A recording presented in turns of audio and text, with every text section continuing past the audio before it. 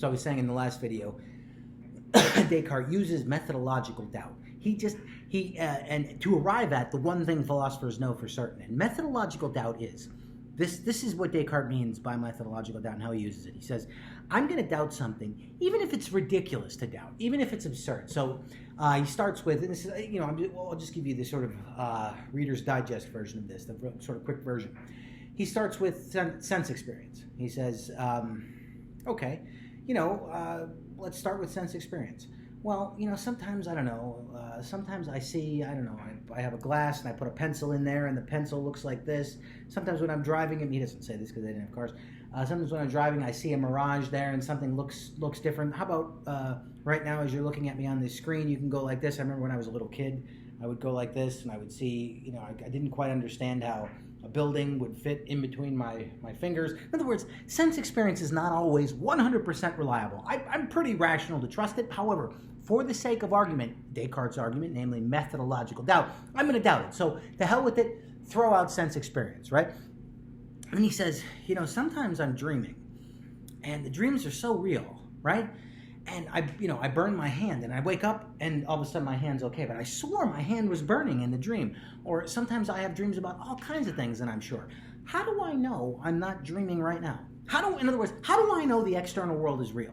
How do I know, or how do you know that you're not dreaming right now, that you're taking a philosophy class, that you're in a COVID-19 pandemic, that this isn't all some dream that you're going to wake up from, and that your class is online right now? Like, how do you know this isn't a dream? Well, strictly speaking, you don't know for sure that the external world doesn't exist. You can't know for sure. Prove it that the external world exists. You can't prove it.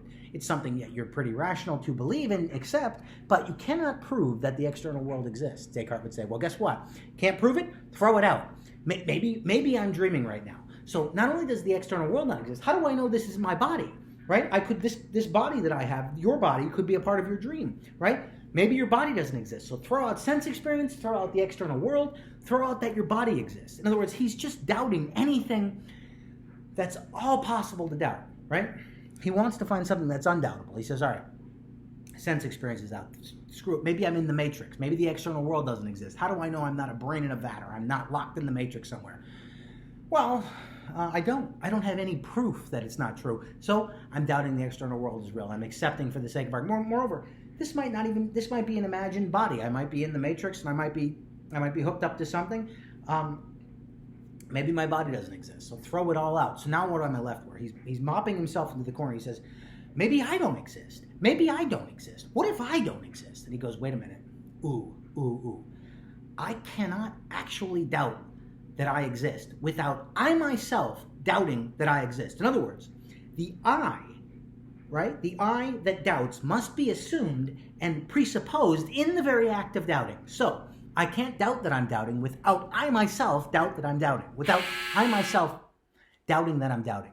I can't doubt that I'm doubting without I myself doubting. In other words, the I has to be assumed in all of my thoughts. In other words, in order to doubt, I have to doubt. But I can't doubt that I'm doubting without assuming my very existence in the very act of doubting. And this is what he means by cogito ergo sum. I think, therefore I am. Or I think, therefore I exist. In other words, I try to doubt that I'm doubting. Doubt is a form of thought. So I represent to myself that I'm doubting, right? And I go, I don't exist. But in order for me to say I don't exist, I have to say it. I have to assume, in other words, in the act of doubting, I have to assume that I'm existing, right? So the act of doubt reveals to me my own existence, okay?